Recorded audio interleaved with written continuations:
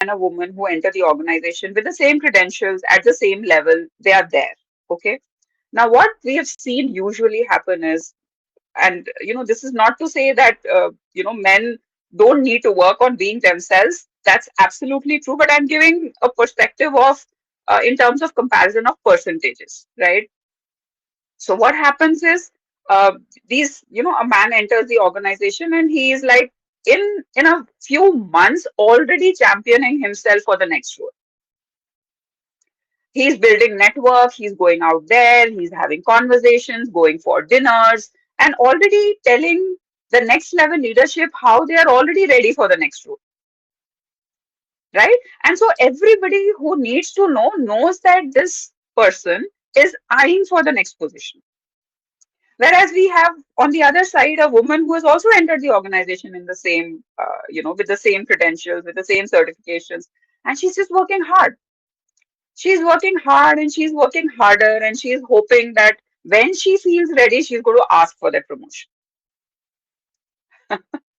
This is the reality because I work with leaders. I work with, not just women leaders. I work with a lot of, again, leaders are leaders. So I work with a lot of leaders, gender agnostic. But I've seen this happen where it's easier for a man to champion himself versus a woman. So by being myself, I think I'll be able to pick myself up for the right opportunities, for the right possibilities, for the right promotions, for the right projects, and lead them for myself. What I see from the conversation that we are looking is it is you as clarity, consistency, courage, anchor the outcomes, trust, faster decisions, higher influence, reduced burnout. So that's the pointers that we are trying to get when you become you, right? That's the Yeah, point yeah, again. The real fast track isn't limitation; it is getting that identity created. I think that's the point that we want to bring out when we talk about being you. Is what I'm trying to get. What is the biggest myth that women leaders are taught about leadership presence? mm, mm, yeah. Before I answered the myth question, when you were sharing about what happens and what results and what are the outcome of being you, I also want to add that clarity is a lot of power. Clarity brings power and clarity brings courage. If I know exactly what I want, then I will be powerful because nobody can manipulate me into anything else.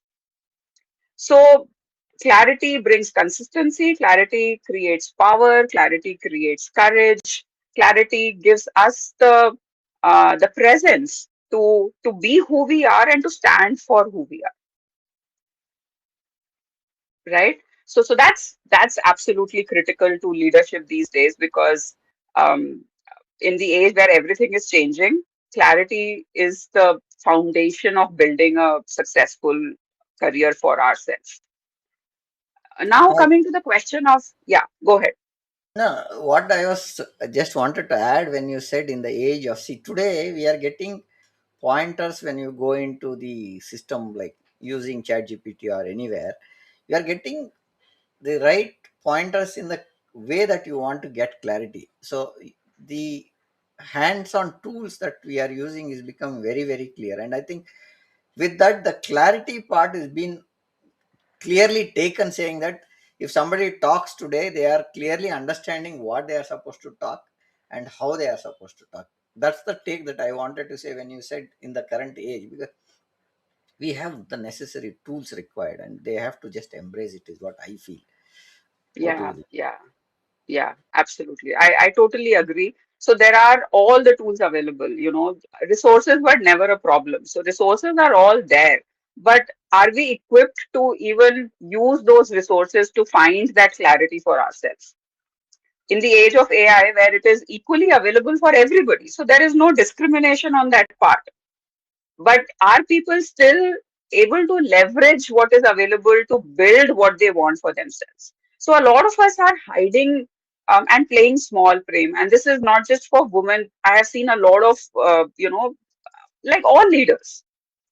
Because I'm a coach, I work with leaders who see the potential in themselves, but for some reason they're playing small. And that is the reason they work with me.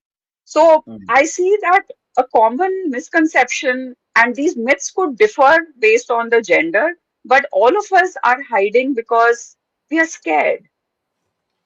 We are scared. There's fear in us. There's the fear of failure. There's the fear of being rejected. There's the fear of being embarrassed. There is the fear of making mistakes. All of us are living a scared life. At the same time, we are trying to build a successful life. And I've also realized that you cannot build a successful life by living a scared life.